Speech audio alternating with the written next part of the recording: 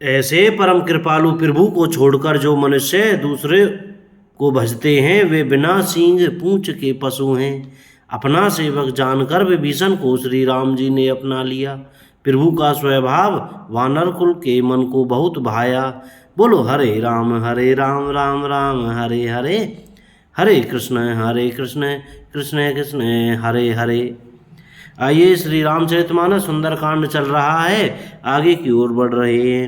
फिर सब कुछ जानने वाले, सबके हृदय में बसने वाले, सर्वरूप सब रूपों में प्रकट, सबसे रहित, उदासीन कारण से भक्तों पर कृपा करने के लिए मनुष्य बने हुए तथा राक्षसों के कुल का नाश करने वाले श्री राम जी नीति की रक्षा करने वाले वचन बोले। हे वीर वानरराज सुग्रीव और लंकापति विभीषण, सुनो। इस गहरे समुद्र को किस प्रकार पार किया जाए। अनेक जाति के मगर, सांप और मछलियों से भरा हुआ यह अत्यंत अथाह समुद्र पार करने में सब प्रकार से कठिन है। विभीषण ने कहा, हे रघुनाथ जी सुनिए, यद्यपि आपका एक बाण ही करोड़ों समुद्रों को सोखने वाला है, सोख सकता है, तथापि नीति ऐसी कही गई है, उचित यह होगा कि पहले जाकर समुद्र से प्रार्थना की जाए। हे प्रभु, समुद्र आपके कुल में बड़े पूर्वज हैं, वे विचार कर उपाय बतला देंगे। तब रीछ और वानरों की सारी सेना बिना ही परिश्रम के समुद्र के पार उतर जाएगी। श्री राम जी ने कहा, हे सखा, तुमने अच्छा उपाय बताया, यही किया जाए। यदि देव सहायक हों। यह सलाह लक्ष्मण जी के मन को अच्छी नहीं लगी। श्री राम जी के वचन सुनकर तो उन्होंने बहुत ही दुख पाया। लक्ष्मण जी ने कहा, हे नाथ, देव का कौन भरोसा, मन में क्रोध ले आइए और समुद्र को सुखा डालिए। यह देव तो कायर के मन का एक आधार तसल्ली देने का उपाय है। तसल्ली लोग ही देव देव पुकारा करते हैं, आलसी लोग ही देव देव पुकारा करते हैं। यह सुनकर श्री रघुवीर हंसकर बोले, ऐसे ही करेंगे, मन में धीरज रखो। ऐसा कहकर छोटे भाई को समझाकर प्रभु श्री रघुनाथ जी समुद्र के समीप गए। उन्होंने पहले सिर नवाकर प्रणाम किया, फिर किनारे पर कुछ बिछाकर बैठ गए। इधर ज्यों ही विभीषण जी प्रभु के पास आए थे, त्यों ही रावण ने उनके पीछे दूत भेजे थे। कपट से वानर का शरीर धारण कर उन्होंने सब लीलाएं देखी। वे अपने हृदय में प्रभु के गुणों की और शरणागत पर उनके स्नेह की सराहना करने लगे। फिर वे प्रकट रूप में भी अत्यंत प्रेम के साथ श्री राम जी के स्वभाव की बड़ाई करने लगे। उन्हें दुराब कपट वेश भूल गया। तब वानरों ने जाना कि ये शत्रु के दूत हैं और वे उन सबको बांधकर सुग्रीव के पास ले आए। सुग्रीव ने कहा, सब वानरों सुनो, राक्षसों के अंग भंग करके भेज दो। सुग्रीव के वचन सुनकर वानर दौड़े। दूतों को बांधकर उन्होंने सेना के चारों ओर घुमाया।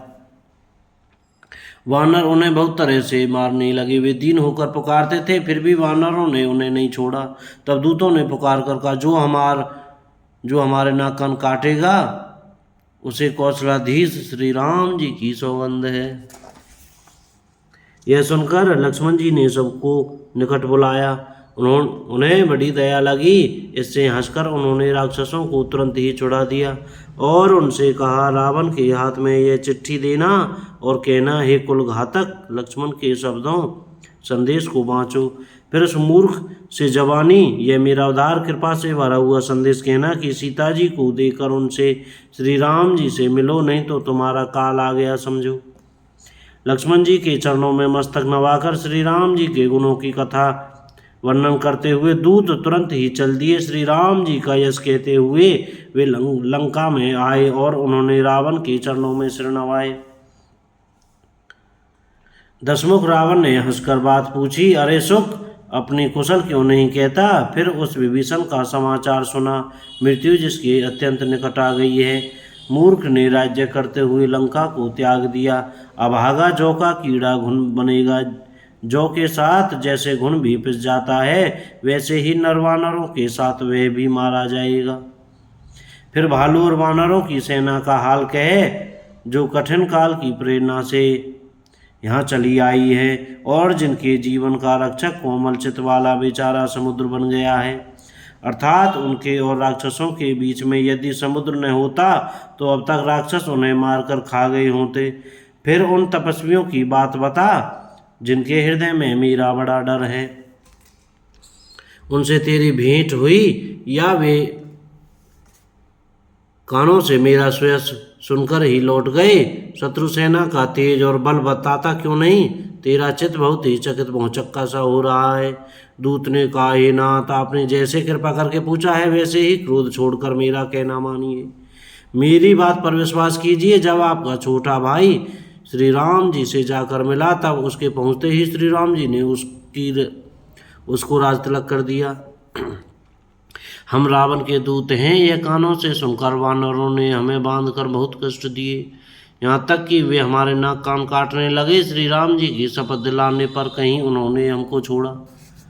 हे नाथ, आपने श्री राम जी की सेना पूछी, सो वह तो 100 करोड़ मुखों से भी वर्णन नहीं की जा सकती। अनेकों रंगों भालू और वानरों की सेना है जो भयंकर मुख वाले, विशाल शरीर वाले और भयानक हैं। जिसने नगर को जलाया और आपके पुत्र अक्षय कुमार को मारा, उसका बल तो सब वानरों में थोड़ा है। असंख्य नामों वाले बड़े ही कठोर और भयंकर योद्धा हैं, उनमें असंख्य हाथियों का बल है और वे बड़े ही विशाल हैं। द्विपद मयंद नील अंगद गद विकटाशय ददमुख केसरी निसट सट और जामवान, ये सब बल की राशि हैं। ये सब वानर बल में सुग्रीव के समान हैं। इनके जैसे एक दो नहीं करोड़ों हैं। उन बहुत सौ को गिन ही कौन सकता है। श्री राम जी की कृपा उनमें अतुलनीय बल है। वे तीनों लोगों को तृण के समान तुच्छ समझते हैं। बोलो जय सिया राम।